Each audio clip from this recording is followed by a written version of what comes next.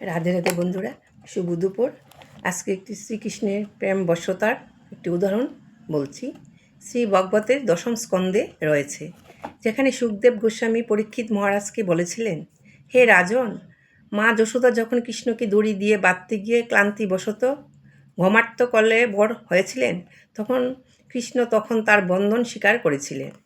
শৈশবে শ্রীকৃষ্ণ তার চঞ্চল কার্যকলাপের দ্বারা তার মাকে অত্যন্ত বিরক্ত করতেন। সেই জন্য মা যশোদা তাকে দড়ি দিয়ে বাঁধতে চেয়েছিলেন।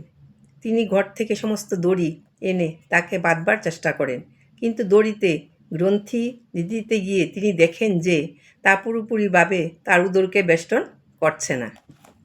তখন তিনি ঘর থেকে আরও দড়ি নিয়ে আসেন, কিন্তু প্রতিবারই দেখেন যে কৃষ্ণের উদরকে তা বেষ্টন করছে না।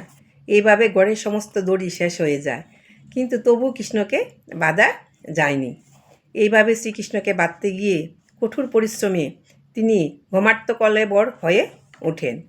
সেই সময় শ্রীকৃষ্ণ স্বয়ং তার মায়ের রজ্জুবন্ধন স্বীকার করেন, অর্থাৎ শ্রীকৃষ্ণকে কেবল প্রেমের দ্বারাই বাঁধা যায়। ভক্ত তার প্রতি প্রেমপরায়ণ, তাই তিনি তার বশ্যতা স্বীকার করেন। রাধে রাধে। এই বলে আজকে শেষ করছি বন্ধুরা। তোমাদের কেমন লেগেছে কমেন্ট করে জানাবে।